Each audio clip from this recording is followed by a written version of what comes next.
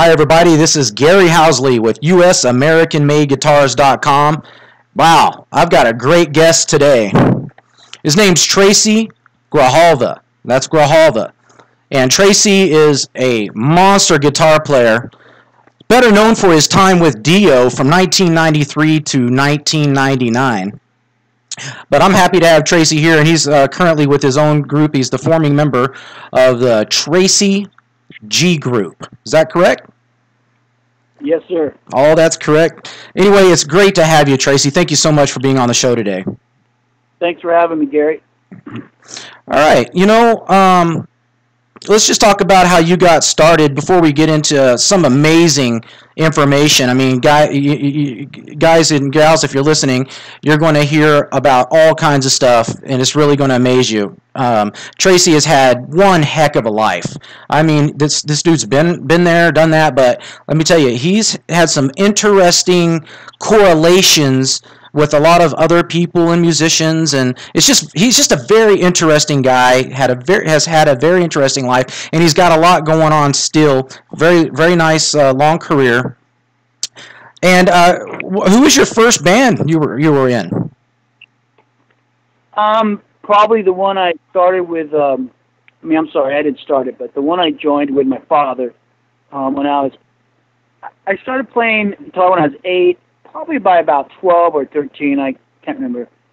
I was decent enough to play in my dad's group. He had a group with his brother called the Grijalva Brothers, and they just played the local, wedding receptions and little places like that, little parties, and a lot of wedding receptions. So, I started guitar. He wanted me to start drums. My dad was a drummer. He wanted me to be a drummer, but then I thought if I played guitar, I could jam with him. So the first experience I got playing in front of a crowd or any kind of people was with my dad's group. Went until I was about 15, 16. Then I kind of wanted to join groups that were more closer to my own age and play a little bit more hard rock. Instead of, my dad's group would play older stuff, at the time, whatever. So cool. Probably my dad's group was the first. Yeah, it was the first one. And what kind of guitar was I playing? Yeah. What since it's a guitar thing, what kind of guitar was I playing with my dad's group? Believe it or not, I had real supportive parents. So at age maybe 11 or 12, you'll love this, they bought me a Fender Telecaster. Oh, yeah. Wait, remember the Paisleys and the Blue Flower ones? I do, very well. They don't make them no more, and I wish I would have known that. They bought me the Blue Flower fucking Telecaster, and I was like 11, dude. That's remember a maple neck. Yeah, it's a sick guitar. I'm barely learning how to play. You got to, but oh my god, And then I didn't know that the finish started the finish kept cracking where the pickguard screws into the finish. The finish was really thick, right? That paint job was thick, so I don't know. It kept cracking, so we kept sending it back to Fender, and they'd send us another one. I think it happened twice or maybe 3 times that I got a new guitar. It was always a Blue Flower.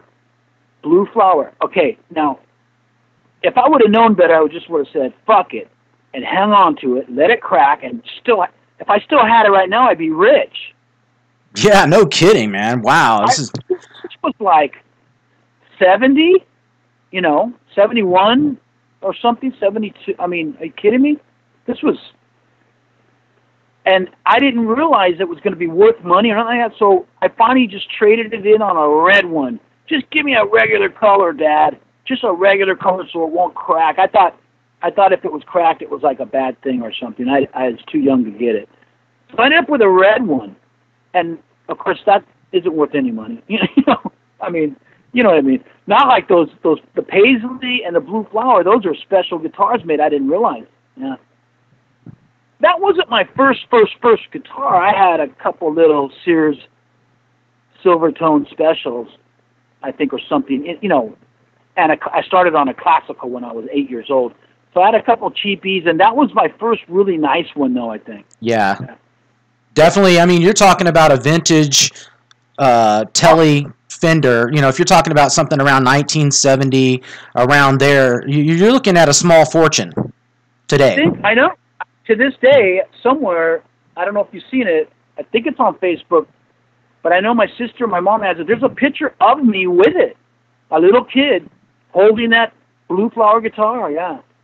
I'll try to find it and get it over to you. It's funny. Yeah, I've had so many guitars like that, you know, as a young person as well, and I look back and I just want to kick myself, and sounds like you're wanting to kick yourself a little bit about trading that one off. All right, I didn't know. I didn't realize what I was going to have. You know, I didn't know. No one told me. No one tells you the future, so you kind of don't know what's going on. Well, you've really, yeah. Yeah, you've really stepped up your game since that time, though, with the guitar collection. I got that guitar like most people. They're influenced by somebody. At that time, I was barely getting into whatever music my older sister kind of liked. You know, so I liked Creedence Clearwater or whatever Steppenwolf, whatever was, you know, kind of cool and kind of rock. I was kind of like. But I hadn't seen no bands. There was no videos. There was no visual. I didn't know what anybody looked like. I didn't know none of that. So, but I did know my guitar teacher had one. He had a Paisley. Yeah. My guitar teacher had the Paisley, and from there, my parents talked to him, and that's why I got the Blue Flower one, because he might have even had the Blue Flower one, too. I don't remember. That's why I got it, though. But then, once I got 15, 16, once I turned 13 and I found out who Tony Iommi was in Black Sabbath and all the evilness of it and the heavy and the scary shit, I'm like, I got to have an SG now. Yeah. So now it's a Gibson SG, and I also have pictures of me playing that when I'm like 16 years old. Yeah. Yeah. It's fucking funny. But, you know, you got to have an SG because it's got the horns, right? The two horns. Oh, yeah, that gave it that devilish look, you know. It's scary, right? Oh, definitely. Black Sabbath scared the hell out of me when I was a little kid. When I first heard the very first Black Sabbath record, it was Black Sabbath 1 with the witch on the cover. I was at a little kid's birthday party. I was probably 13 years old. It scared me. I thought my mom was going to spank me for listening to it. I know. That's how I felt, too. I had that same kind of, you know, trepidation. I thought it was sinning just by listening to it, right? Yeah, just by listening to it. I come from I had the same feeling, but you know what? I wanted to go sneak some more listens. I know. You can't stop. You just kind of, you listen in private, like, when no one's, you know, the headphones would go on and I had the record player, the little tiny goofy record player, and it's all fuzzy. And yeah, you listen to it and you go, that's the kind of fucking riffs I want to play right there. Yeah. Do you remember your first riff? That I tried to learn or I made up myself? Or well, I mean, yeah, I'm sorry. Let me clarify. What was the first riff that you learned from somebody else? Yeah, Sabbath, Black Sabbath, probably. Yeah. Probably War Pigs. Probably fucking War Pigs. And let's fast forward 100 years from there, like now, today. The Tracy G Group plays War Pigs, and every time we played, I laugh. Because I think of me being like 13, yeah. Yeah, I seen a video where you covered that, and I also seen a video where you covered a Jimi Hendrix song. That was kick-ass. Yeah, I think we play Fire, yeah. Yeah, the Tracy G Group is badass. I mean, I really dig the singer, too. The singer's name is Michael Beatty. Yeah. And I really dig him, man. He's a cool singer, man. Yeah, I've known him for like 30 years, and he also plays the acoustic guitar. So I met him in church in the 80s, and he invited me to go up and play like Sunday mornings, and he plays piano and guitar, and he sings. So he'd play piano. People would be all mellow worshiping, and I'd be like behind him with my little Yamaha amp and playing like little licks, spooky little licks and little octaves and stuff. And he dug it, and I dug it. But the elders of the church kicked us out and said that drawing too much attention to myself or whatever. So that's how I met Mike, and then from there we've always just been kind of musical buddies, and I do the heavy metal stuff and he does more like the singer-songwriter kind of stuff, and together we make a good combination, I think. And long story short, yeah, I got him to sing about a year or so ago in the Tracy G group. He never really sang heavy stuff with me. We always did lighter stuff with him because he'd always sing like more like mellow stuff. But once I just, I don't know, we got to the age we're at, and I'm like, hey, can you sing War Pigs? He's like, fuck yeah. So he sang War Pigs on a CD I did, and it sounded great. And I go, well, why can't you sing some heavier stuff? So I started throwing him the heavier riffs, and he does fine because he can actually sing, if you know what I mean. He doesn't just scream, and if we need a harmony, he knows what it is. You know, he's a singer. He's not just a screamer guy, you know. So, and I've tried them all. I've played with screamers and singers and yellers and rappers and fucking whatever, right? So, anyway, Mike's awesome. Mike plays the Tracy G group, and Randy Oviedo's on bass. Adrian Aguilar's on drums. Right on. So I'm gonna bring up some pictures here and show some people some things right here. This is Tracy G right here, guys, and as you can see, I've got my headband on. It's the same one as Tracy, I believe, or pretty darn close. And I've got that on as homage to Tracy G himself. So I've got that Tracy G thing going today during this particular interview. So anyway, and that beat up guitar that he's got by his face there, we'll get to talk about that here pretty soon. But that's Tracy G right there. And when he's with Dio, he had super long hair. It's like ridiculously long hair. The long hair days. Right, and I'm looking at a picture now of the Tracy G group. And the singer's on the left-hand side there for you folks looking on the screen. He's got the white goatee right there. And that's Michael. Then you've got the bass player, who is Randy Oviedo. And he is in the muscle shirt with the stripes on it. And then I think your drummer is a local guy there that's been with you, and his name's Adrian Aguilar, right? Yeah. Yep. I think yeah, he's from Glendora. Yep, Glendora, California. Right. Kick-ass drummer. He is, actually. All of your guys are strong. I actually seen a video where you were in your studio doing some practice with your bass player, and he's just so natural and fluid.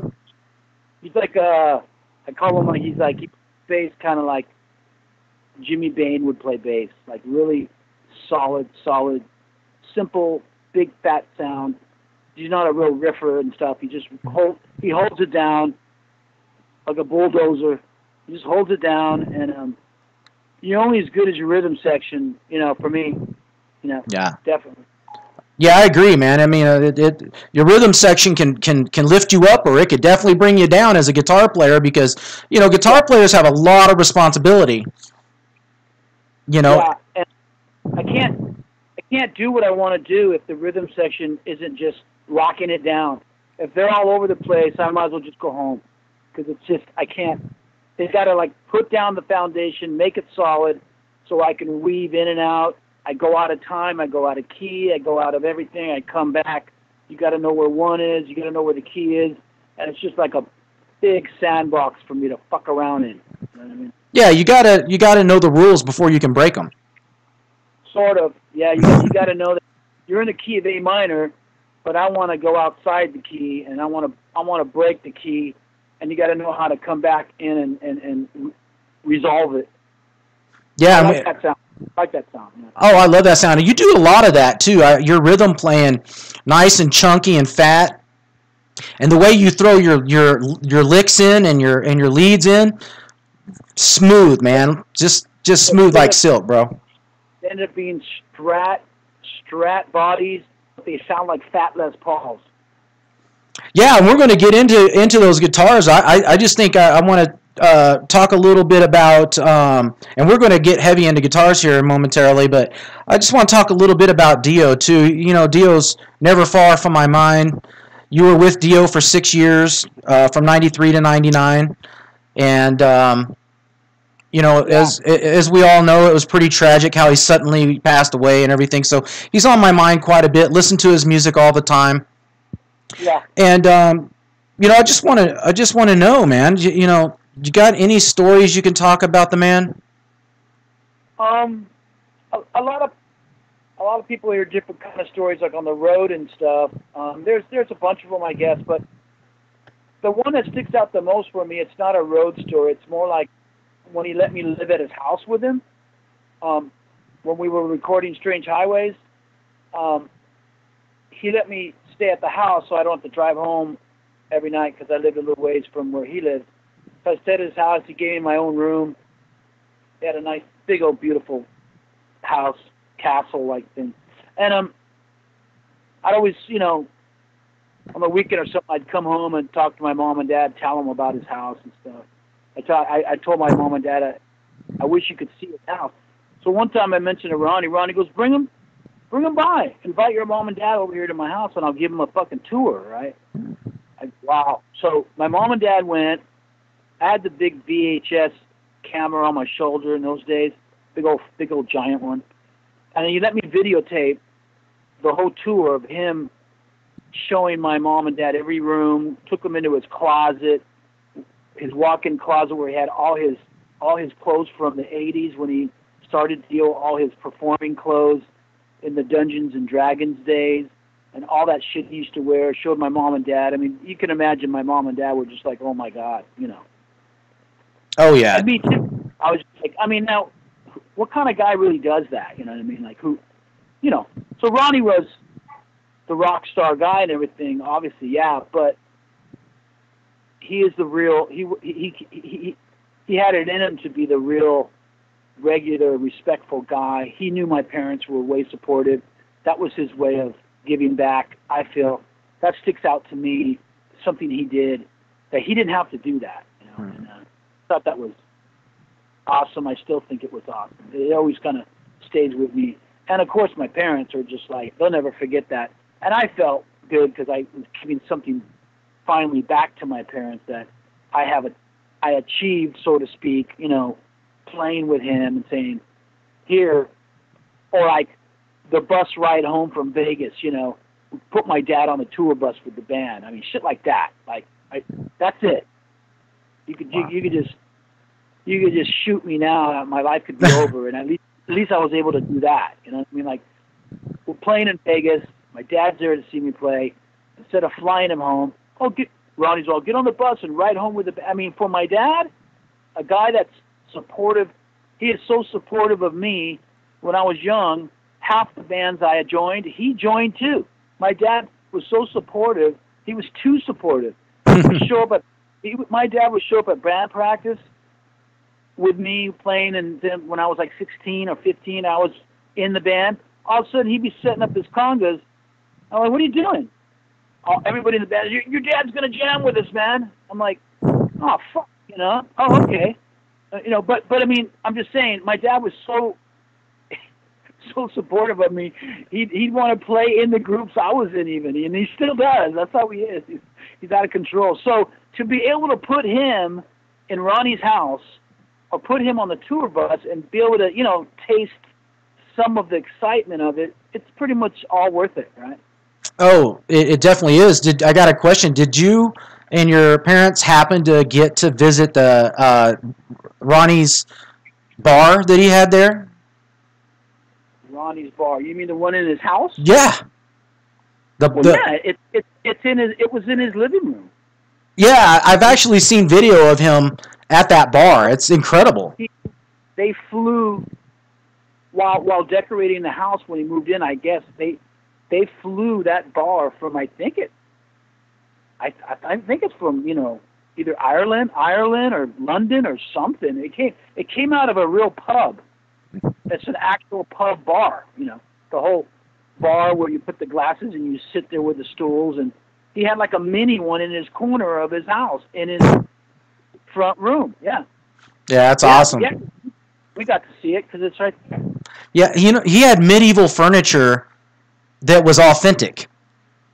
Yeah. It looked like, I would have thought the guy was from England, but he's from New York. I didn't know until I met him. But just the way his whole vibe was like, an English guy or something. He had like, you open the door and it had like a, what's it called? The knight, armored knight or something. Whatever it's right. called. Yeah. Like they have like in Dungeons and Dragons movies, Yeah, he lived that way. I mean, that wasn't just his music, right? He tried to live that way. That Renaissance man. Yeah, right. That was his vibe. That was his look. That was his, that was his vibe. Yeah. The real him. God bless Ronnie James Dio. All right. Greatest singer ever. Yeah, I listened to his music since I was a teenager. I'm 46 years old now, and I'm still not tired of it. Never will be. So, I've got to agree 120% that Ronnie James Dio is one of the greatest rock singers, heavy metal singers ever. Probably could ever be. It didn't get any top of the notch right there. So. Well, speaking of top of the notch, I just interviewed Greg Renoff, author of Van Halen Rising, recently. You guys that are watching can check that out on my YouTube channel. And Greg, he mentioned Tracy G, because he interviewed Tracy G about some interesting stories on, and we're on the subject of top-notch people. He said you had some interesting stories, like around the Van Halen days when they first started up back in the, the backyard party days, man. What can you tell me about those guys from back then? And a lot of stuff that I saw, but I mean, Greg interviewed me a lot for that book, and if you read the book, I think I'm in there more than once, like 2, 3, 4 times. He put a lot of stuff in the book that I had said, because about seeing Van Halen for the first time and what it did to me, and meeting Eddie Van Halen. The very first time I saw Van Halen, I actually got to meet him. So that it was. How did that happen? What a life! I think it changed. I don't want to say it changed my life, but in a sense, it put me on a road. It put me on the road that I went down. Meeting him and seeing how he played guitar, I either was going to go home and quit or go home and start practicing. There's just 2 things to do: quit or practice. So I decided to keep practicing. I'm still practicing, because of that guy, the way he played that Ibanez Destroyer, wood grain, no stripes, no whammy bar. First time I seen him, probably the best time I ever seen him, because it had the most impact on me. 16, he was 20, got to meet him. I went down there, Norwalk, Golden West Ballroom. His lighting man, the guy did lights for him, gave me a ride. He said, "You got to see this band. You got to see this band." Okay, so I went. Guy's name I think was Greg. He took me to the concert. I was there for sound check. I'm 16, so it's a big deal to me. Eddie comes up. Oh, this is in the book. I think this story is, Greg put it in the book.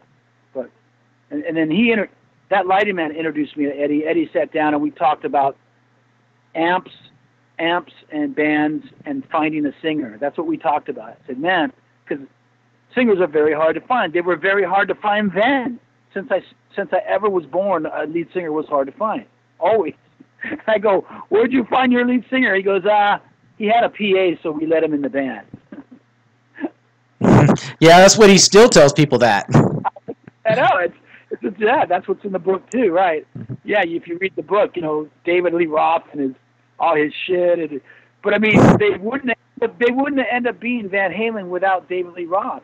It went together. They had to meet and they had to do that because they each needed each other, sort of. Oh, I agree. Yeah. And so that me and Eddie talked about that, and talked about I told him I just got a Sun concert lead. I was all happy because my favorite guitar player at the time, John Simmons, had a Sun concert lead. So I had a Sun concert lead, and I had an SG, right? Because remember Tony Iommi. But Eddie Van Halen came out and played an Explorer. I mean a Destroyer, but it looked like a Gibson Explorer, right? Yeah. The next day the next fucking week, I went out there and I went out and bought a fucking Gibson Explorer wood grain. It's hanging on my wall right now. Oh yeah, yeah. Fuck yeah, are you kidding me? We got to talk about that. Oh my God, my pedal board still looks like Eddie Van Halen's first pedal board. That's why my pedal board looks the way it does. Because Eddie's looked like shit. It was a piece of wood with a bunch of pedals duct taped to it, and he came out and he played greater than anyone I've ever seen. I go, that's what I'm gonna get. And that's pretty much it. And I never changed the pedal board because I want to look down and see my roots. I want to look down and I want to put on a pair of Levi's that are comfortable. I don't want to play new shit. I don't like new stuff. Right on. Eddie did that to me. His cabinets, he would take all the Tolex off, and they were just wood grain. So naturally, mine don't have any fucking Tolex either, because I fucking I got inspired by Eddie Van Halen. I mean, and that's how I, kind of treat it. I dug that vibe. Eddie's gone on to do all these other different things though, but that was Eddie then. You know what I mean? Yeah, Eddie, that's exactly kind of that's what me and Greg talked about was Eddie then, Van Halen then. Yeah. I mean, we all as people go through different changes, and we go through different times, and we go through different fashions and different haircuts, and a lot of hair, no hair, purple shoes, black shoes. We go through all kinds of shit. Well, at the time I saw him, a lot of the stuff I still have today is because of that. When I was 16. I never really changed in that area, yeah. And I joined Dio with the same pedal board. Dio's roadie said, "You're going to have to get a real pedal board if you want to play in Dio.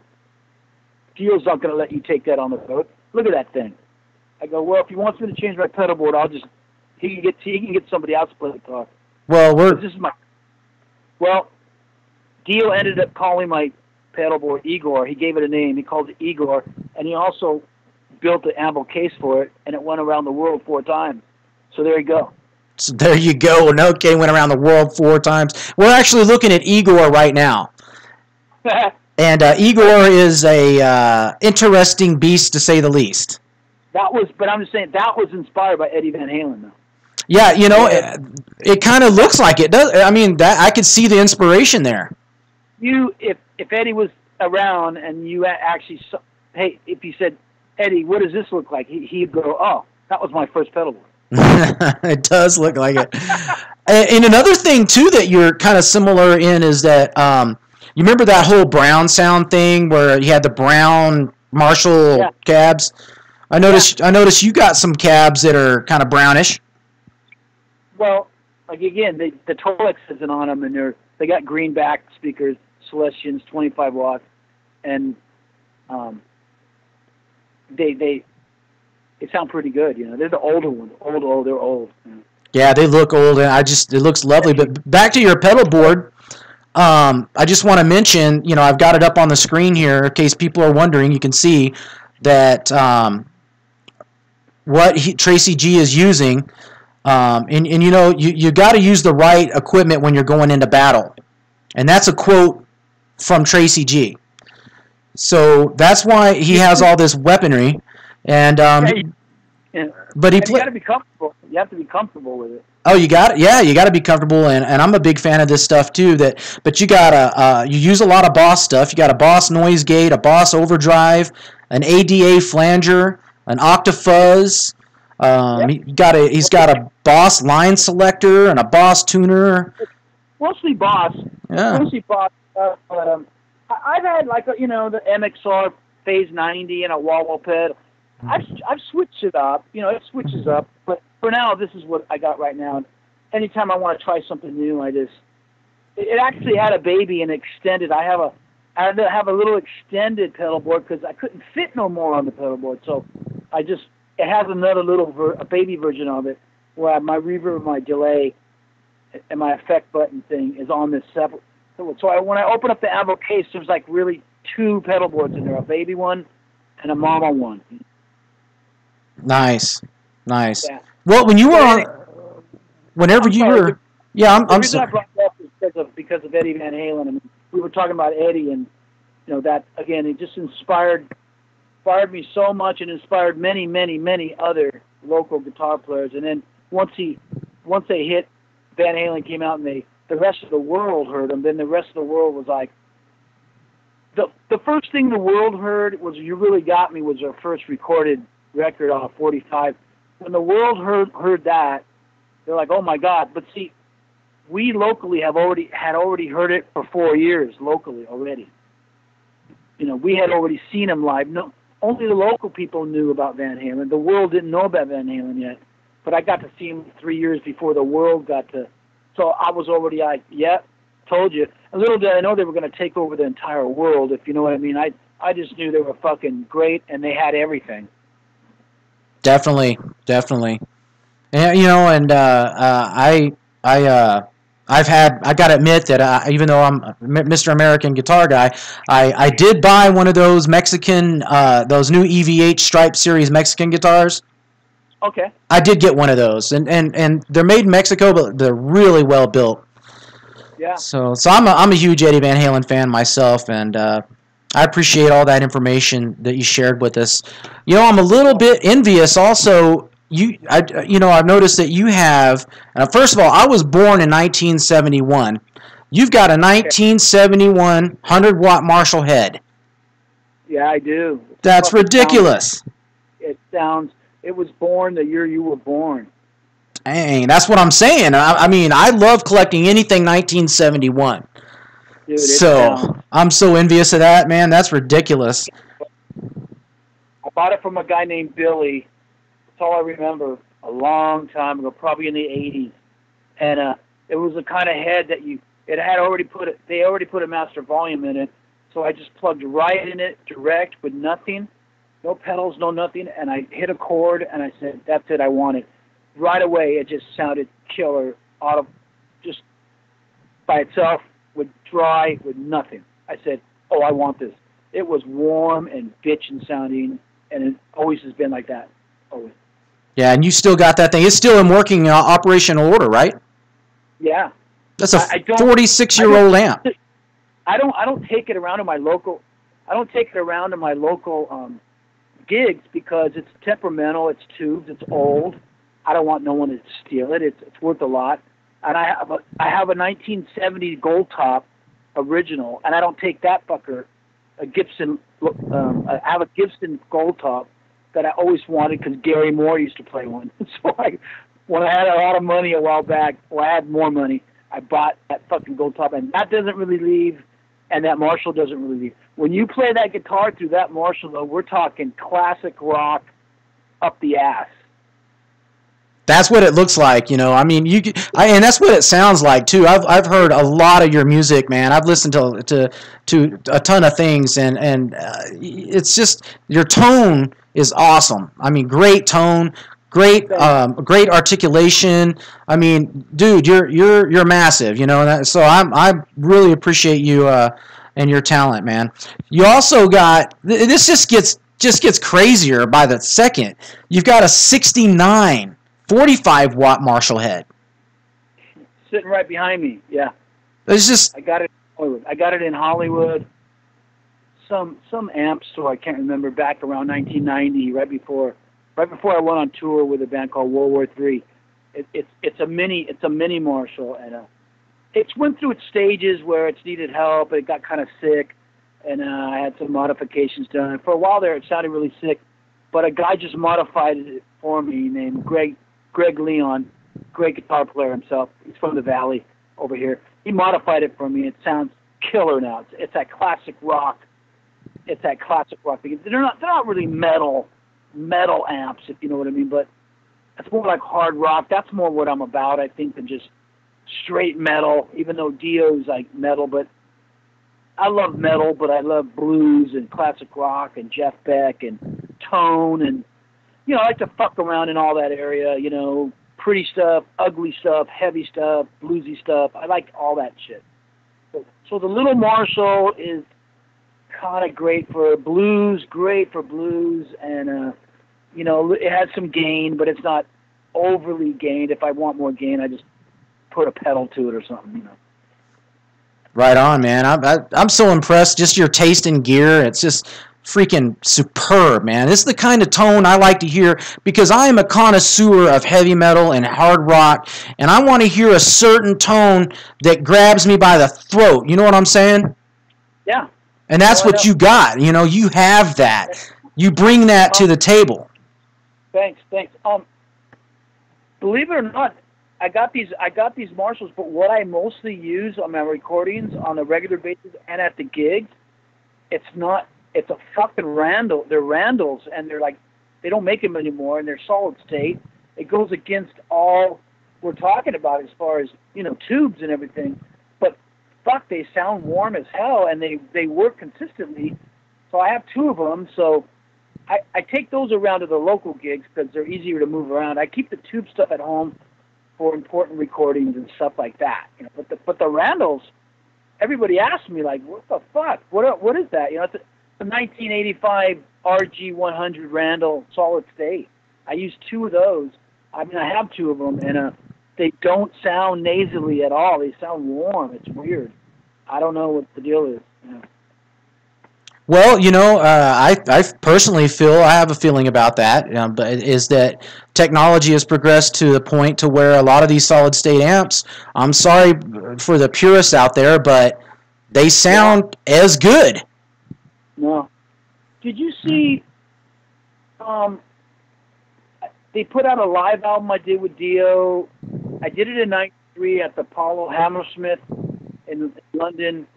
And they just put it out on DVD, so there's a live concert. Have you seen that? I haven't seen it, but it's live in London at Hammersmith Apollo. Is that right? Yes. Yep. You can get the DVD and stuff, but what I'm saying is, if you get a chance to listen to that, because the guitar sounds really good in it, I think, and it's my Randalls. Oh. Even though I got 6 or 8 stacks of Marshalls behind me, I'm not playing out of any of those heads. I'm just using a few cabinets. I'm using my 2 Randalls behind them. Nice. Yeah, I played a Randall. I've played a Randall for the last 10 years. Well, then I don't know what model you have, but not all of them sound the same. But yeah, I can't even mention that really. But let's see, live in London is a great sounding album, you say. So I want to also let people know, hey, if he says go listen to that because of the guitar tone, let's go do that, folks. But also, you got another what was that? It was the best lineup that I had with Dio when I was in the band. It was from the first tour, which I think was the strongest. And Jeff Pilson's in there, Vinny Appice, Dio, me, and there's a lot of fire, a lot of passion coming from the stage, and they did a pretty good job of the filming, and it looks really good. It sounds really good.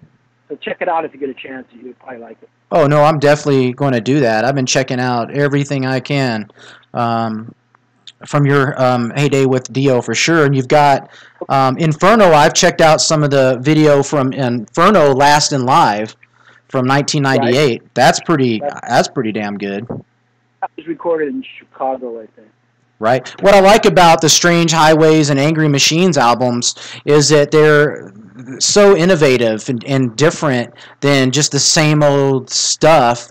For a lot of people were turning out at that time, and a lot of that is I feel because of where Ronnie was at that time. Meaning, he was kind of in experimental mode when he came out of Dehumanizer. He did Dehumanizer with Sabbath, and after that, he wanted to go and do the Dio band again, but for some reason he wasn't into going back to Holy Diver days, and he wanted to write a little bit more about stuff that are going on in the world today, whether it be religion or politics or whatever. Because he usually writes about dragons and shit, in the past, but for some reason, he I don't know really what changed him at that time, but they tried out. They wanted an all-star band. They wanted Vinny and Jimmy Bain and Ronnie and Neil Sean or Yngwie or Michael Schenker or Vinnie Moore. They talked to all these guys, had some of them come down, these great guitar players that were already known. They were going for that. It didn't work out. Too many egos in the room. They said too much. So they started looking for a guitar player that was less known. So then, Vinny, I'd already done a band and an album and a tour with Vinny and Jimmy called World War III. So Vinny mentioned me. So I came down and auditioned and ended up getting the gig. And my whole approach is nothing like the guitar players he had. I loved Tony Iommi and Richie Blackmore the most of any guitar players he'd ever had. I wasn't really even in the solo. I wasn't too much into the solo Dio bands that much, other than his voice. I wasn't into the guitar players or the songs that much. But I loved Rainbow, and I loved Sabbath. Yeah. So I come from that aspect more, and together with everybody writing and with the way I approach the riffs and Ronnie's lyrics, that's why Angry Machines and Strange Highways is a bit different than all his rest of his catalog. That I accept that. That sounds reasonable. Yeah, it sounds very reasonable. And I was in the military around that time, around the first album there that you worked on with him, around 93. And, the world situation was it's still crazy, but there was a lot of things going on. And I was in the military, trust me. I remember Desert Storm like it was yesterday, so... there's a lot of weird shit going on. So I understand. I think I understand what you're saying, and I definitely understand it, and where Ronnie was probably trying to come from. I think I understand that. And the reason Strange Highways seems to be, for me, a little bit better of an album, and it was more natural of an album than Angry Machines, is because Strange Highways was just let it rip, guys. We got a new guitar player. We got a new vision. Let's just fucking play some heavy shit. Tracy, what kind of riffs can you bring? So I brought him the riffs I brought him, and together we created Strange Highway. But after that, then Angry Machines comes, but that was a different vibe, and the album is a reflection of the time because things changed, the record company changed, the direction changed, the producer changed, everything changed, so it was a lot more like pulling teeth. Strange Highways was just a walk in the park. Angry Machines was tough because it was a different kind of vibe and a different kind of time, and without going into all kinds of details, it was, I still think it's a good album, but it's a lot. People go, well, how come it's not as good as Strange Highways? How come it doesn't flow? Because things weren't flowing with the band the same as they did Strange Highways. It was just like, go for it. And we did it. But, that's why they differ. And every band has albums that the time changes them, sometimes they're affected by it, sometimes they're not. Oh, so true. And that actually brings up something. When you talk about bands going through some things, you know some people, and I think it's awesome that you've got to play with so many great drummers. And I just have to mention a couple of those and change the subject a little bit to it because I can't let this interview escape without mentioning some of these drummers.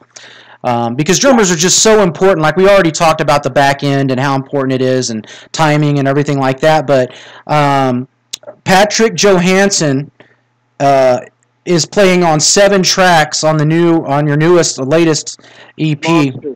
Yep. Monster drummer, former Yngwie Malmsteen drummer. Yep. And so incredible drummer. Then you've got Ray Luzier from Korn.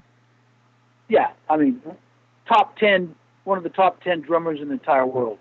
After you play with guys like this, where do you go? That's the problem. It's awesome playing with drummers like that. Not to mention Vinny Appice. I did 4 albums with him. Are you kidding me? Oh man, I forgot to mention Vinny. He's like a bone crusher. Oh, are you kidding? Love him. So who am I supposed to play with now? You see what I'm saying? Like people don't understand that. Well, you can't just, and that we'll keep going. I mean, there's a guy named Mike Tirana that I met through my other bass player named Larry Dennison. He turned me on to Mike. Mike played on an album I was in a band called Driven. I did some demos with Mike. Mike Tirana's a beast. He's a beast. He lives in Germany now. He's a fucking monster. He's like Patrick Johansen a lot. They were both in Yngwie, actually. They both did Yngwie stuff. So, anyway, Simon Wright, he's no slouch. He's like, you know, an AC/DC, you know, 4/4 drummer, sledgehammer, straight ahead metronome fucker. You know, he's a great straight drummer. I mean, these guys are men. They hit the drums like they're gonna kill you. You know, and anyway, I got lucky enough to do sessions and tours and gigs with these guys. So who do I get now? It's very difficult, and I think it all says a lot for little young Adrian, you know, Aguilar that I'm playing with now. Adrian plays in many groups right now, but I mean, he finds time to sit down with me, and he's only 27, maybe 26, 27, maybe 28. He's got a big future ahead of him because the fucking guy, you know, he has to give me almost what those guys gave me, or I don't want to fucking play with him. Yeah. Oh, I hear you. Who's the drummer on Leech? Adrian. Holy moly. That's not even Patrick. That's the only one Adrian played on is Leech. And that was, I didn't even know that. I just threw it out there because I like the drum so much. Oh, fucking, see what I'm saying though? I mean, he can play back to back with these guys, and he's young. That's what I'm saying. Yeah. The other guys are older and they're, you know, experienced in everything, and of course, to find, I'll get an old guy, a young guy, anybody, as long as they can fucking play. And, you know, anything I throw at Adrian, he pretty much can get it. He's going to get a lot better, too. Oh, I believe it. He's pretty monster already, so. And switching, oh, I'm sorry, go ahead. I'm sorry, I just finished a brand new song, not an album, but a brand new Tracy G Group song. We finished it today, actually. I mixed it. It's called Already Dead. I'm going to send you a copy when I send you my shit. I'm going to send you a copy of this, and Adrian's playing on that, too. And it's just fucking ugly heavy, dude. It's great. Yeah, I can't wait to hear that, man, because I like that song Leech a lot. I played that thing over and over and over and over again. Leech. It's kind of like Leech because Leech has a part in the middle of it that goes into 7/8, and this song is in 7/8. The whole fucking song is. Oh wow. Well, one part of it's 3/4. Not that matters, but it gives it kind of a tweaky thing, you know. Yeah. Yeah, that's what I like about you is you do that. I mean, you make a song. It's got some substance. I try to, you know, I just try to make it interesting. And I was brought up with AC/DC, and I was brought up with all of them, everybody. You know, I like all the classic rock guys and like Jeff Beck, maybe. Jeff, you know, I love AC/DC, but I also love Jeff Beck. That's Al Di Meola. I mean, it goes all over them. I like, you know, I got 2 Latin CDs now. I'll send you them. I'm gonna send them to you tomorrow. That aren't even heavy metal. They're not even heavy metal or rock or nothing. They're Santana meets Gypsy Kings, and I'm playing flamenco guitar because I love that too. So oh yeah. The best I'll send you that shit. You'll have a bunch of shit to listen to. I wish I could have got it to you before the interview. I'm just not that good on the computer. Oh, no worries, man. No worries. I'm excited just to get anything from you, and please do and autograph those. So anyway, speaking of other musicians and stuff, you've got, you know, I'm going to kind of transition into guitars, and all this stuff and music we've been talking about, we haven't talked about the guitars I use on them because the guitars vary. You've got so many badass, awesome guitars built by this incredible builders. That's the main thing I want to talk about in this whole interview, and I saved it for last for the dessert here of the 5-course meal we're enjoying today with Tracy G from the Tracy G Group. And I've got a picture up, Tracy, of, I've got 1, 2, 3, 4, 5, 6 guitars up right here. but I've got a list of some guitars to talk about. And you've got many more than this, but these are the ones I want to talk about because these are American made. Yeah. Made in the USA, and that's what we're all about, U.S. American-made guitars. First thing I want to talk about, you mentioned it briefly already, was that 1970, listen to this, folks, 1970 Gibson Gold Top Deluxe. Yeah, with the small pickup. With the small pickups. And it's got the is it the cream-colored pick guard? Yes. Yeah. Very sweet guitar. I mean, this guitar looks like it's in really damn good shape, though. It has a little bit of cracking to the gold, which looks amazing. A little bit, but, you know, it's really good shape. I just left it the way it was because I want to keep its value because it's worth so much. And all I did do is put big frets on it because I needed to have big frets. But other than that, it's all original.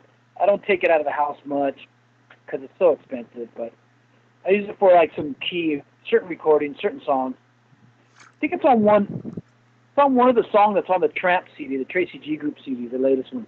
It's on one of those songs. It's kind of more like a blues and yeah, it's nice. I got it. I pretty much always get a guitar, always got something because somebody else inspired me to do it. And that one, I'm a huge Gary Moore fan, and I saw Back on the Streets is the album called. He's holding a gold top. When I was probably 18 years old, I saw that. I go, man, that looks fucking bitch, and I want one of those guitars. So 50 years later, I was able to buy one. Nice, man. Congratulations. Congratulations on that, bro. But I don't like to just collect guitars and hang them on the wall. I only buy guitars that I'm going to play. So I do play it. I do play it. Yeah. I have two Les Pauls. Right. Two Les Pauls. I have that one, and I have a black 85. I think it's a standard or something. Yeah, it's an 85. Mm-hmm. I got it probably about, 6 or 7 years ago. And what kind of pickups are in that? Jeff Beck has one on the album Wired. In the back of the album, I think, the inside. I have Jeff Beck pickups in it. Yeah. That's what I was kind of wondering. I was wondering if they were Jeff Beck's. I do, because Jeff Beck's the fucking greatest. He's the man. Oh, yeah. I love that guitar. I love the binding on it and everything. It's just a quality-looking axe. Talk about the black one? Yeah. Yeah. Those are my two Gibsons and my two Les Pauls, and I also have my original Gibson Explorer that's a 77 hanging on the wall, too. I still have. That was like one of my first. Well, after I saw Van Halen for the first time, I bought the Gibson Explorer because Van Halen looked so bitchin' playing it, and he played it so well. Yeah, he did. Oh my gosh, can't say enough about him and Gibson Explorers for that matter. I love those axes. We're talking about a vintage American-made 1978 Gibson Explorer. Now, even though this Gibson Explorer's got a lot of marks on it, some carvings and things, I don't know what 800 means by the bridge, but there it is. What I do understand about this guitar is it may not look immaculate, but it's not. Wait, it doesn't say 800. It actually says Boo Boo. That was my cat's name. Oh, Boo Boo. I was like, what is Boo Boo all about? Okay, 800. Well, it's Boo Boo. Okay. Yeah, I just scarred it up. I did a video years ago in the 80s, and when I was shooting the video, there was maybe about 60 people there for the video because we needed a crowd. So I just handed the guitar out to the crowd, said, everybody just sign it. Carve your fucking name in my guitar. So the whole guitar is just carved with people's names. Yeah, I was going to make a correlation here. The only guys that can get by with this without any kind of criticism is you and Willie Nelson. I love Willie Nelson. You see that guitar? Oh, my God. That kid killer. It looks like a guitar you would play. I would fucking play that. I'd love it. Well, tell us about. Now we've talked about the two Gibsons. Tell us about the pickups. I mean the other two Gibsons, but this third Gibson, the Explorer. What kind of pickups do you have in it? They don't make them no more. They're called Bill Lawrence. Nice, Bill Lawrence. I've heard of that. I do believe I've heard of those. 80s. I read about him. I heard about him. talked to George Lynch one time. He was bragging about them. I found a guy that had them. They were hard to get then. So I called some guy, and he was in the next valley, and he goes, yeah, I got them, but you better hurry up because George Lynch is on his way over here to buy them. I said, fuck him. Raced over. I fucking bought them. I got there right before George, and I bought them, and George fucking later was teasing me about it. You fucker. Yeah. But they're still on that guitar, and I don't. They just sound fucking great. I can't tell you why or anything. They're Bill Lawrence pickups. Yeah. I don't think they make them anymore. I don't think they do. But those Gibsons are just freaking sick. And I got to reiterate, these are USA made. They are expensive. This is not any child's play here. These guitars are serious guitars, guys and gals. Speaking of serious guitars, man, we're just getting started. We've also got, now, why do you call it the Holy Guitar? It's one of your Super Strats. Okay, before that one, though, I just want to say, you got the Gibsons. That's the Gibson. I do have one real Fender. Now, I've had others, but right now I have one Fender Strat. It's just kind of bought off the shelf, and I put a Jeff Beck in it, and it's got 2 single coils because I just wanted a little bluesier thing. But so I do have, those Gibsons and Fenders. That's all I have. The rest of the guitars I own are custom made. Like, that's what you're going to talk about now. Exactly, is the custom made. So, any great warrior is going to have a whole set of accoutrements and to go into battle, and you certainly have your accoutrements well in place here. These Super Strats, one of them's called the Holy Guitar. Yeah, let's start on that one because it was with the first custom one made for me, probably. And then to be honest with you, Carl Sandoval, we'll talk about him for a minute. He made it, but he also made me,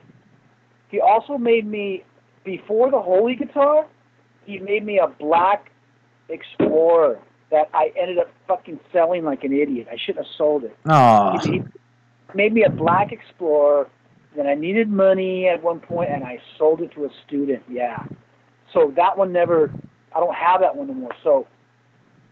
Okay, the Holy Guitar, how did it come about? Yeah. Why do I call it the Holy Guitar? Yeah, what's up with this? Okay, this is how it came about.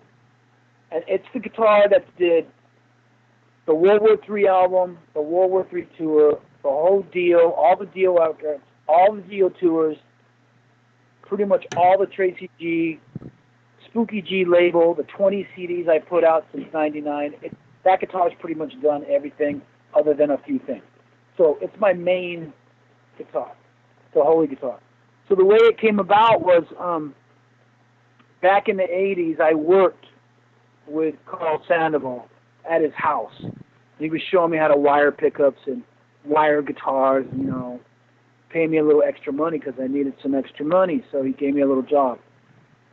So different people would call and order guitars from Carl. This one guy called, his name was Randy Rhodes. He said he wanted Carl to make him a guitar. He wasn't in Aussie yet. So he comes over with the singer, Kevin DeBro, and on the front room of the floor, they laid out like a blueprint, and they drew out and the specs and everything for this Flying V that Randy wanted. And, he told him he wanted bow ties to be in it. He wanted to be polka dotted and all this stuff. They ordered it. They left. And Carl goes, I never did a polka dotted paint job, and I never put bow ties in the inlays. I wonder if I can do that, Like, yeah, you can do anything. Carl's real great at what he does, right? So he made that guitar for Randy, and then Randy, bought it or whatever, paid him, did his thing with it. He had it even before he was Aussie. Was with Ozzy. I think that was 83 or 84, maybe. I don't know. Yeah, Quiet Riot days. Around 85, 84, 85, Carl says to me, now I'm working at a shop, and he's letting me teach. He's got a shop, and I'm teaching at the shop. He goes, one day, he goes, we should make you a guitar. We should make you a guitar. Oh, yeah. Okay, let's go. So we go to the store that has a wood store that has all the beautiful flame and all these kinds of wood. what's the best kind of wood for the guitar, Carl? Goes, let's make it out of alder. Alder is a good wood to make a Strat. You want a Strat? Yeah, I want a Strat because all I was playing at the time was that Explorer. So I wanted a Strat. Eddie Van Halen was now, by then, obviously the Strat guy and everything. So all the times I tried to play a Strat before '85, they always felt shitty to me. I couldn't get them. I couldn't get in the bridge. I was used to a Gibson bridge. Every time I'd play a Strat bridge with the whammy bar, it just felt like shit. I couldn't get into it. Mm-hmm. He goes, well, we'll put a Floyd Rose on it. It'll help you keep it in tune and all that shit. Okay, I'll try it. So we're at the wood store picking out the wood, seeing all this beautiful wood, right? I want it wood grain, Carl. I want it wood grain. I don't want a paint job. Okay, let's get some cool wood then, right? In the trash can is these two planks of wood with big old knots in them. You could see right through the knots, right through the wood. I just said, hey, could you make a guitar out of that if you glued them together and the knots stayed out of the way of the controls in the middle of the guitar? He goes, I guess I can as long as the knots aren't in the way of the pickups and shit. But let's do that. He goes, are you serious? That wood is rotted. I go, that's the whole idea. It's awesome. I was wondering every time I seen your guitar, I was like, what the hell's up with that? Okay, so that's where it was born. He took it to a shop. He glued those pieces together, cut out a real rough Strat shape, the kind that's kind of rounded. It's not sharp on the horns. They're kind of rounded. It's like an old school Strat. Didn't even finish really sanding it or anything. It's kind of rough. And I go, don't touch it up. Leave it rough. So he cut out the parts. He cut out the guitar. Then he cut out the holes for the pickups and everything. Everything's going to be. And he goes, well, what kind of sealer are you going to put on it? What kind of oil? I go, nothing. I'm not going to put nothing on it. He goes, it's going to get. I go, it's going to get what? He goes, it's going to get aged. I go, that's the whole idea. I want it to just age naturally. Okay. I go, but I do want to do one thing to it. He goes, what? I go, I want to burn it. I want to burn it up a little bit. What? Can I take it home? It didn't have anything on it yet, just the body. Okay. I brought it home and I put it on my mother's stove and I lit the fire and I burned places in the guitar so it has dark spots, front and back of the body. That's all I did to it because I wanted it. It looked still too nice to me because it was brand new wood, right? I wanted to darken it up a little, but I wanted to make it look like it was on fire. So I burned it up. Just a little bit. That's the whole thing. Just a little bit. So not only does it look like it's not only did you play your fingers where you set the neck on fire, that whole guitar looks like it literally caught on fire because it did. Ronnie used to call it the driftwood.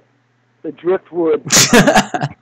He would call it. Looks like it's a paddle for a boat or something. He would call it. Yeah. So anyway, then he put the pickups on it. I don't know why I used these pickups. I don't know why I chose these pickups. I think because they had the highest gain at the time. But they're really shitty fuck pickups, but they're called X2N by DiMaggio. And nobody likes them. Everybody that tries them, they're too... But for some reason, it sounds fucking great.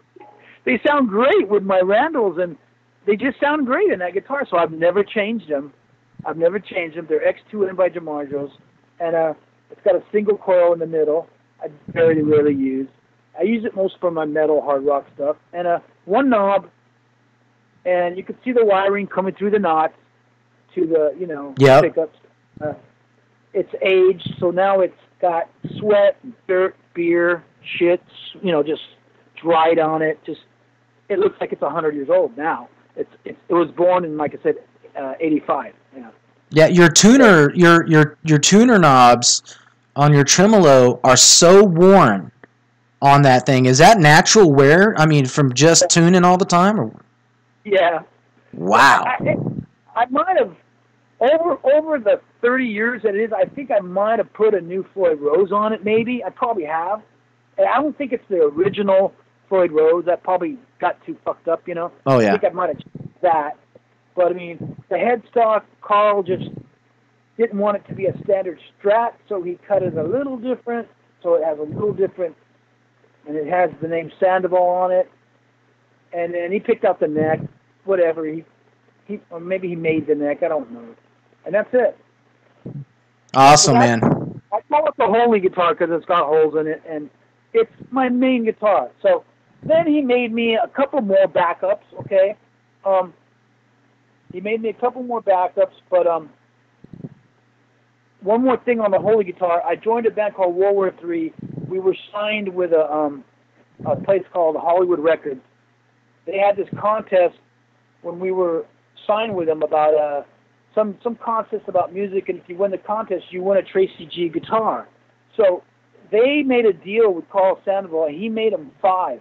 He made them 5 more Tracy G guitars with holes in them, just like this one, and he let me burn them all at my house. So I burned them all.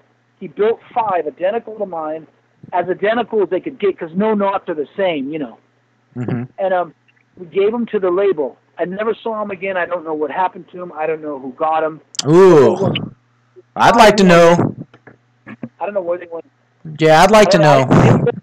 No, someone got him somewhere. Hey, if anybody knows about any of those guitars that ever watches this, ever, get a hold of Tracy, let him know. Or get a hold of me, let me know. I would love to know.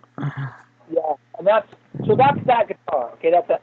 Then he made a few more, like, they were kind of just, you know, standard Strats. Same, just backups, you know.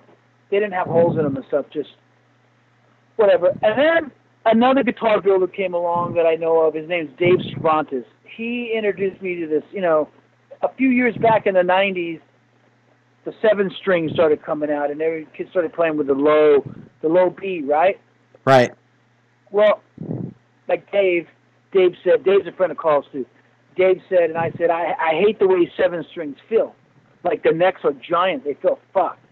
I can't get used to them. I'm used to a guitar with 6 strings. I don't like the 7 string. It just makes it weird for me. He goes, Dave said, I'm going to make you something called a baritone guitar, and it's going to have 6 strings. The scale of the neck will be a little longer, and that way you can put heavier gauge strings, and it can hold the tuning really well, and you can tune it down to whatever you want to tune it down to. So he made me, I think I have 3 baritones. One's tuned to low F sharp and one's tuned to B flat. And I use that on a lot of shit because it's so fucking ugly, heavy sounding.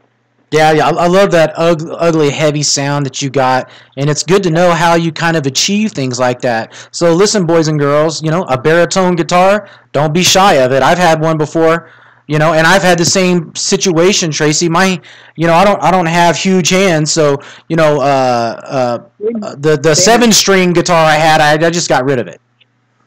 I just like the way it feels. I don't like the way it feels. I didn't mention that my hands are small, and when I first started playing guitar when I was 8, I was really little, really young, and the teacher even told my dad, I don't know if he's going to be able to play. He's too tiny.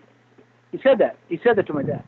So I don't have, you know, Eddie Van Halen fingers. I don't have piano fingers. I'm like Fred Flintstone, you know. I just got these big old little sausages fucking fingers, and I do the best with what I got. And 7-string neck just don't work for me. Yeah, me either, man. I'm with you on the baritones, the Gibsons, the Super Strats, these Sandovals, man, and all this. Dude, you're hitting on all cylinders as far as I'm concerned when it comes to all of your equipment. It's very professional. You say they're all American made too. Because when you said that's what your show's about, I thought, shit, man, call me up. You're the guy. Yeah, I mean that's what I said. The more I got into your guitars and what you know, looking at this stuff, I was like, you got to be freaking kidding me. This guy's got the freaking Mac Daddy guitars. Every one of my guitars, including my flamenco and my acoustic I just got, steel string, one thing they all have in common is they have big giant 6100 frets.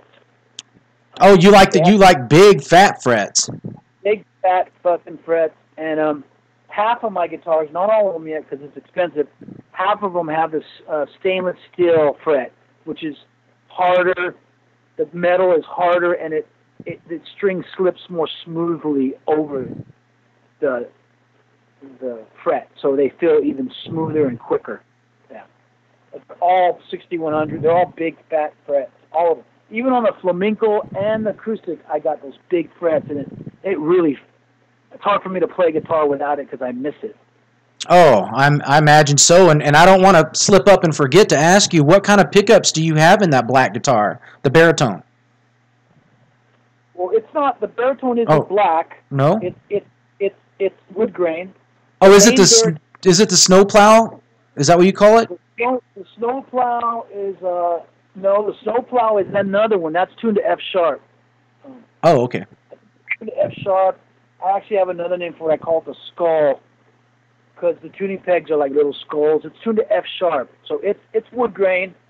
This one here is called the slippery hog. The hog, I call it the hog. It's my main baritone, and Dave Cervantes gave it the name. And it's wood grain, but I just pounded a bunch of nuts and bolts all over it, and then the nuts and bolts fell out, so it's just marked. It's marked up like someone shot it with a shotgun. It's just all fucked up. Yeah. Yeah, it looks awesome. None of my guitars are pretty. They're all fucked. That's what they're so fucking cool, though. I know. Some people like it, some people don't. I don't care if they don't like it. You like it. I love it, dude. These are American-made beauties, bro.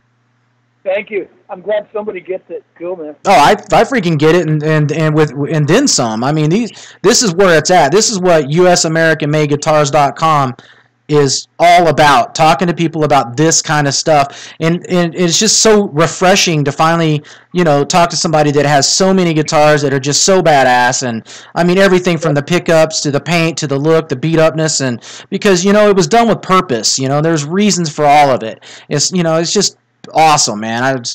Wow. None of them have a paint job except for the one I bought at Sam Ash, which is a standard Fender black. It's just painted black, and it's just a standard Fender with a humbucker, the Eddie Van Halen thing again. Eddie Van Halen started that back in the day with putting a humbucker in the Strat, to fatten it up. So all my guitars are like that, and none of them have paint jobs, like I said, except for that one I bought from Sam Ash. That's black. Yeah, I'm not. Once I got older, when I was young, I didn't know yet, but once I got older, I don't know, I went for the wood grain, the natural beat-up look. My pedal board looks like my guitars look like my cabinets. Nothing I have, none of my equipment is pretty, none of it. There's nothing about me that's pretty, nothing. Yeah, I actually, right now, for people here, I'm going to go back and show people what I look like again here. Anyway, I've got on the headband and everything is in homage to Tracy. So, wait a minute. I kind of look like I look like Tracy himself, kind of. I look like I could be related. Yeah, Uncle Tracy. I love it. Anyway, this is what I look like, people. Whenever I'm kind of doing the Tracy impersonation today. So that's why you see the headband on. Usually I don't do that, but I had to. I just couldn't pass it up. It was too much fun for me. So. Oh, dude. Speaking about guitars, let's keep on that. Now you've got these weird names. Like I understand the Holy Guitar. Black is pretty self-explanatory, but Snowplow. Yeah, Snowplow is because it's a baritone, and when you turn it up and you put distortion on it, it sounds like a snowplow running over you. Wow. Okay. I can blame that on Dave Cervantes, the guy that made him. He's wacky and wild, and he's creative, and he comes up with like on this one. The main one I play, it's called the Slippery Hog, and on the headstock it says Slippery Hog, and it has a picture of a pig's nose. You know what I mean? Yeah. That's Dave. But that's Dave, like Dave's crazy like that. He just comes up with, and I just go with it. And then the other one, I call it the Skull because it's tuned to F sharp, dude. It's almost like a bass. It's so fucking low. It's crazy. But you got to remember, when you plug these baritones in and you clean them up, when you play them clean, now they sound like a big giant piano. It's like there's a song on Angry Machines called "This Is Your Life." It's the last song on the album. It's only piano, and Ronnie's singing. It's like a ballad, right? It's the last song. This Is Your Life. Beautiful song. When I wrote it with Ronnie, I wrote it on the skull, meaning it was that baritone tuned to F sharp. I put it through my amp. I put it for clean. It hit a C chord, and I just started fucking around, and it sounds like a big, giant, moody, dark piano. And he wrote the whole song off of that mood of that fucking guitar.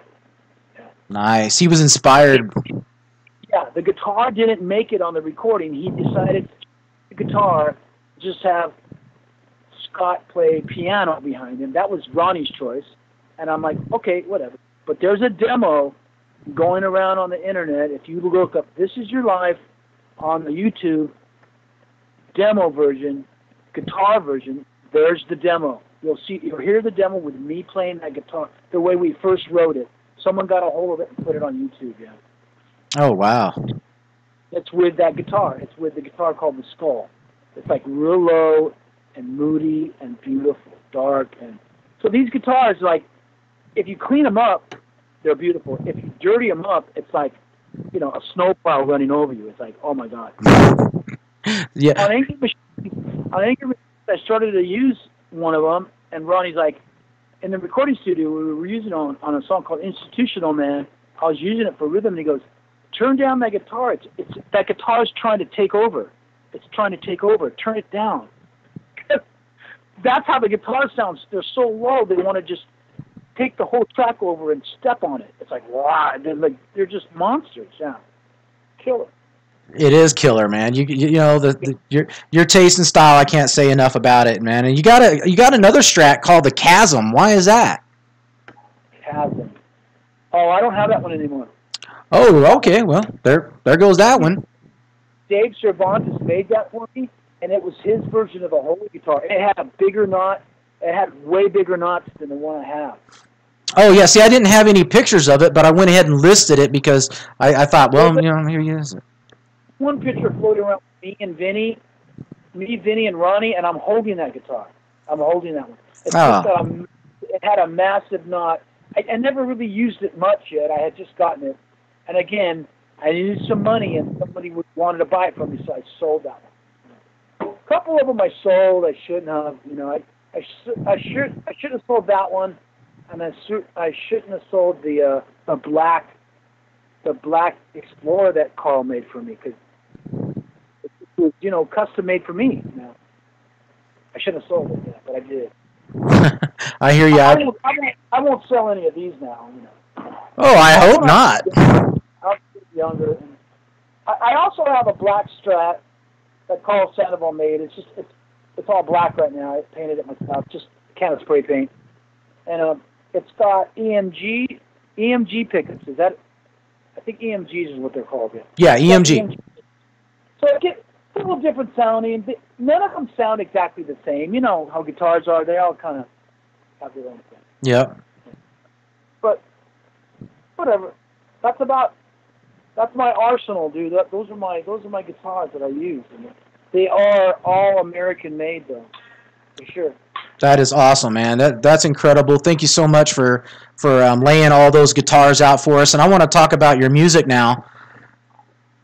Okay. Last album that you've had out, what is called Tramp? Is that right? For the Tracy G Group. From the Tracy G Group. Tracy G Group. It's called Tramp, and an album I just released 2 weeks ago is with nobody on it but myself. It's a Latin CD. It's called Volando. So my latest one is Volando, but the last Tracy G Group is called Tramp. Yes. That's the one with Patrick Johansen and Adrian and Ray Luzero's on 4 songs too. Oh wow. That's gonna be great to listen to, man. I'm gonna send you all that shit tomorrow, dude. Yeah, because I've been getting it so far because we threw this together so quickly. I've just been getting all my music right offline and you know, through YouTube or whatever, listening to live stuff and blown away by that. You hear a lot of on there, but I'm so old school. It's easier for me. I'll send you the actual disc, you know, like old school, because some of it's on the internet already. On my website, you can listen to There's sound bites of all of it on the website. Oh, I've been all over that website. Since I put so much time into putting out these CDs, someone like you that comes along that wants to listen to me, I want to turn you on to all of them. You know? Oh yeah, that would be great. That would be great. And this music, if you listen to it, folks, and you decide, hey, I want to buy into this, which I don't see why you wouldn't, especially if you're into this kind of music. You can get it at the Tracy G store at tracyg.com or tracygroup.com. Yeah, those are both websites. Yep, both websites. So you can go to those, pick up a copy, and also check out his new one. Now, you said your new one is flamenco guitar? Yeah, it's a nylon string. It's a nylon string. My version, I'm not a real flamenco player, but I'm like a rock guy trying to play flamenco guitar, if you know what I mean. Well, I was going to ask you, what made you kind of go into that avenue? The second one, about 7 years ago, I put out my first one called Grijalva, and a friend of mine named Ruben kind of said, hey, you play that flamenco stuff pretty good. You should make a whole album like that. I'm like, yeah, okay. So I did. And it goes over pretty good for people who like that style of stuff. It's not metal by any means or anything. It's like a whole other guy. It's me playing no electric at all. Oh, no effects at all. It's like another guy playing. But I love that kind of stuff. And I love Al Di Meola and John McLaughlin and Pat Metheny and all these, Paco de Lucia. Like, I like all those Latin players and that jazzy flamenco instrumental shit. So it's just a form of expression. Like, for me to play metal, it's not enough. For me to play blues, it's not enough. For me to play flamenco, it's not enough. I have to touch on everything that I possibly feel for me to feel like I'm getting it all out, I like that. Ladies and gentlemen, you've been listening to USAmericanMadeGuitars.com with special guest Tracy G out of California. Thank you so much for tuning in, everybody. Tracy, thank you for the great time. I really enjoyed talking with you about your guitars and your rig and your life and all your experiences. And I mean, there's so many. Thank you so much. I just can't say enough good things about getting to know you. And Greg Renoff, I want to put a special shout out to Greg. Greg, thank you for recommending that I contact Tracy. It was definitely worthwhile. So big shout out. And if you guys are interested in Van Halen, give Greg's book a buy and learn things you never knew about Van Halen. His book is called Van Halen Rising. Greg Renoff. And this has been an amazing experience, and I appreciate it. It's been an honor. Thank you for joining us, Tracy. Right on. Thank you, man. Fucking killer interview. I'm glad you have the same passion about guitar.